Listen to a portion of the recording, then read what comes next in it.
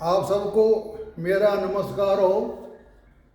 कुंडली से 12 भाव से पहले हम ग्रहों के बारे में पता कर लेते हैं। कौन सा ग्रह क्या काम करता है, कहाँ बैठा है तो क्या करता है। तो मैं आपको ग्रहों के बारे में बता देता हूँ। ये हमारे भावकारक ग्रह हैं। इन भावकारक ग्रहों में जो शुभ ग्रह है ना, सूर्य, चंद्र, बुध, शुक्र और गुरु, ये शुभ जो ग्रह हमारे हैं, ये जिस भाव में बैठे हैं उस भाव का नाश करते हैं। सिर्फ पापी ग्रह जो शनि और मंगल, ये अपने घर में बैठे हों तो अच्छा फल देते हैं, और बाकी ग्रह अपने घर में बैठे हों तो कुंडली में वो प्रभाव जो शुभ होता है वो खत्म कर देते हैं। किसी की कुंडली में अगर गुरु यहाँ पर बैठा है 2, 5, 9, 11 घर में और गुरु बैठा है तो उसका भाव का नाश करता है। ये हमारे ज्योतिषाचार्य बताते हैं और लिखा भी है। नहीं, मंगल, शनि और ये हमारे जो बैठे होते हैं ये भाव को, हाँ, गुरु, सूर्य, चंद्र, शुक्र, बुध, ये अपने भाव में बैठे हैं तो भाव का नाश करते हैं, और मंगल, शनि अपने भाव में बैठे होते हैं तो वो करते हैं बढ़ोतरी। ये खास ध्यान देने की बात है। सूर्य अगर यहाँ बैठा होगा तो उसके बालों में कमी होगी। चंद्र यहाँ बैठा होगा उसको माता को परेशानी होगी। गुरु यहाँ बैठा है तो उसके धन में कमी आएगी। गुरु यहाँ बैठा है तो उसके बच्चों में कमी आएगी। गुरु यहाँ बैठा है तो उसका भाग्य कमजोर हो जाएगा। गुरु यहाँ बैठा है तो ये आमदनी का है, उसकी आमदनी कम होगी। तो ऐसे शुक्र अगर यहाँ बैठा है तो पति पत्नी का आपस में बनेगी नहीं, उनमें वाद विवाद चलता रहेगा। बुध अगर यहाँ बैठा है, ये हमारा घर है व्यापार का, तो ये व्यापार में कमी लाएगा। शनि यहाँ बैठा है तो हमारी उम्र को बढ़ाएगा, बीमारी तो देगा लेकिन उम्र को बढ़ाएगा। और अब कौन रहेगा? शुक्र, बुध, सूर्य, चंद्र, मंगल, सारे हो गए ना। और मतलब सूर्य भी हो गया हमारा। सूर्य बैठा हो तो ये भी भाव को शरीर में कमी लाएगा। अब हम चलते हैं भाव के पहले भाव से हम क्या देखते हैं। पहला भाव हमारा है शरीर। शरीर के बारे में हम सारा कुछ देख सकते हैं। शरीर के स्वभाव कैसा है, गुण कैसा है, उसका स्वास्थ्य कैसा रहेगा, वो हम यहाँ से देखेंगे। अगर यहाँ सूर्य बैठा हुआ किसी कुंडली में तो उसके शारीरिक में बालों में कमी आती है। और उसके बाद हम चलते हैं भाई बहन। अगर हम किसी के कुंडली में भाई बहन देखते हैं तो भाविक कारक को लगा देंगे इसका। अगर यहाँ कोई भी कुंडली का ग्रह कोई भी मान लो राशि यहाँ पर है तो हम मंगल को लेंगे, जो राशि है उसके स्वामी को लेंगे, और जो कारक है यहाँ का मंगल, यहाँ का कारक मंगल है, मंगल ग्रह स्वामी को लेंगे, तभी हम भाई बहन के बारे में बता सकते हैं। ये भाई बहन छोटे बताता है, ये भाई बहन बड़ा बताता है। ये है 11वां भाव, ये पहला भाव हो गया। 1, 2, 3, 4, 5, 6, 7, 8, 9, 10, 11, 12। तो यहाँ से हम भाई बहन के बारे में बता सकते हैं, इसके कितने भाई हैं कितने बहन हैं। और कोई ग्रह यहाँ बैठा है यहाँ पर, उसको अगर बृहस्पति को देख रहा है तो भाई बहन में बढ़ोतरी होगी। और मंगल बैठा तो भी भाई होंगे। और यहाँ कोई ग्रह बैठा है और अब वो ग्रह स्वामी इसको देख रहा है तो उसके बड़े भाई या बहन होंगे। ऐसे ही ये माता का है। यहाँ से हम माता के बारे में देखते हैं। भाव को लेंगे, कौन ग्रह बैठा हुआ, कौन स्वामी है, और कारक, 3 को लेंगे। 3 को लेकर के कौन से ग्रह में कितनी कमी है, उसी हिसाब से माता के बारे में बता देंगे कि माता का स्वास्थ्य कैसा है।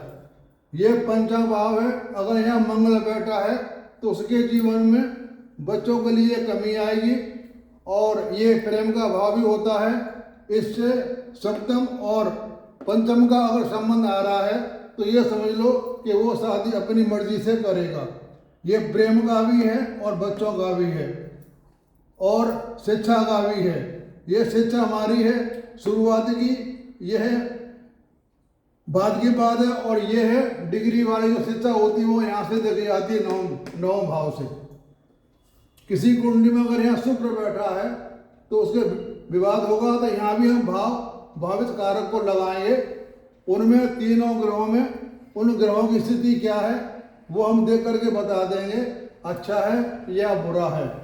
ये पिता का भाव, गुरु का भाव भी है, तो ये अगर यहाँ सूर्य बैठा है तो पिता के लिए नुकसान देता है।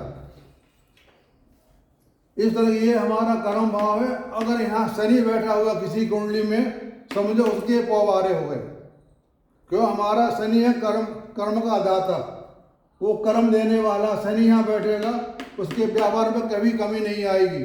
लेकिन यहाँ भी हम भावित कारक लगाएंगे। मेन हमारे कुंडली का जो है 11वां घर, इसको जरूर देखेंगे। 1, 10 और 11 इसका संबंध इससे बन रहा है, और इसका संबंध पहले भाव से बन रहा है और 11 भाव से बन रहा है। इसके आय में कोई भी कमी नहीं आएगी। और हमारे ऋषियों मुनियों ने ग्रहों की जाति बना दी है, स्वभाव बना दिए हैं, लेकिन ऐसा होता नहीं है। हमारे सारे ग्रह पुरुष ग्रह हैं, स्त्री ग्रह कोई भी नहीं है। सिर्फ हमारे ऋषियों मुनियों ने और आचार्यों ने अपनी कुंडली को पढ़ने के लिए बता दिया है, ये ग्रह कहाँ बैठा तो उसका ये फल होगा। कोई पापी ग्रह नहीं होता। अंदर मंगल आपका ग्रह है, मंगल आपका मैन ग्रह है। कर्क कुंडली का घर पहला है, मंगल होता है सेनापति, तो पहले लेते रवि को। रवि राजा होता है और इसका स्वभाव क्रूर है, जाति का क्षत्रिय है। चंद्रमा रानी है, शुभ ग्रह है, सौम्य ग्रह है, जाति की हमने इसलिए यहाँ बता दिया। मंगल हमारा सेनापति है, पूरी कुंडली का हमारा मंगल मालिक होता है। उसकी गिनती पापी में लिख दी हमने। पापी ग्रह कोई नहीं होता, ना कोई पापी ग्रह कोई होता नहीं, लेकिन हमारे मुनियों ने कुंडली को पढ़ने के लिए उन्होंने अपने हिसाब से बना दिया है कि ये जहाँ बैठेगा कहाँ बैठेगा, उससे उसने पापी की गणना कर दी है। मंगल पुरुष ग्रह है, बुध आपका राजकुमार है, ये दोनों राय रानी का बच्चा है, ये राजकुमार है। ये बुध जहाँ भी बैठता है ये अपना प्रभाव उसका ले लेता है। अगर अच्छे ग्रह के साथ बैठा है अच्छा फल देगा, और बुरे ग्रह के साथ बैठा है तो बुरा ग्रह देगा। ये नपुंसक पुरुष है। ये गुरु हमारा मंत्री है, हमारे राजदरबार में हर कोई मंत्री होता है, उसको वो ज्ञान देता है। ये शुभ ग्रह है, जाति का है ब्राह्मण। शुक्र हमारा सेना का सेनापति का रक्षा मंत्री कह लो। शुक्र हमारा सेनापति है और शुभ ग्रह है, जाति का ब्राह्मण है। शनि हमारा सेना का मालिक है, जो जितनी हमारी सेना होती है उसका मालिक है। उसी गिनती पापी में कर दी है, और जाति का शूद्र है। अगर उसको हम पापी मान लेंगे तो हमारी सेना का सारा हिसाब गड़बड़ हो जाएगा। ऐसा है नहीं, कुछ जगह ये नियम लागू होता है, ये नियम हर जगह लागू नहीं होता है।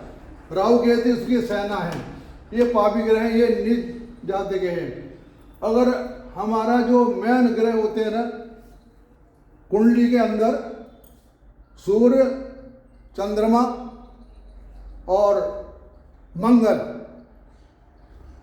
सूर्य ग्रह जिसका अच्छा होगा उसमें कोई कमी नहीं आएगी। चंद्रमा हमारा जो ग्रह होता है वो मन का कारक होता है, मन के बारे में क्या स्थिति है वो चंद्रमा बताएगा। मंगल बताता है साहस। अगर इंसान के अंदर साहस नहीं है तो उसकी कुंडली मतलब उसका स्वास्थ्य बेकार रहेगा, ठीक नहीं रहेगा। यानी मेन सूर्य हमारी होती आत्मा, चंद्रमा होता है मन, और मंगल होता है साहस। अगर इन तीनों में कमी आ गई किसी के अंदर तो उसमें वो चीज़ कमी आएगी, ये पक्की बात है। और वैसे कुंडली में और हम देखते हैं कुंडली किसी की होती है हमारे सामने तो हम 5 मिनट में उसके बारे में बता सकते हैं इस कुंडली का उसके लिए क्या विश्लेषण है, अच्छा है या बुरा है। पहला आप ले लो सूर्य, चंद्रमा, मंगल, इनकी स्थिति देख लो। नंबर 2 लग्नेश और लग्न देख लो और लग्न स्वामी देख लो। इनको देख लो उनकी स्थिति क्या है, उससे हमें पता कर। और चंद्रमा को, लग्नेश, चंद्रमा और लग्न स्वामी, तीनों को हम ले लेंगे, तीनों की हम पूरी कुंडली में जांच करेंगे, ये ग्रह कहाँ बैठे हैं, किस स्थिति में बैठे हुए, उसी का निचोड़ निकाल कर हम बता देंगे कि इसकी कुंडली अच्छी है या बुरी है। अब मैं आपको आगे बताऊंगा। यहाँ तक मैं आपकी ये समाप्त करता हूँ। तब तक के लिए धन्यवाद।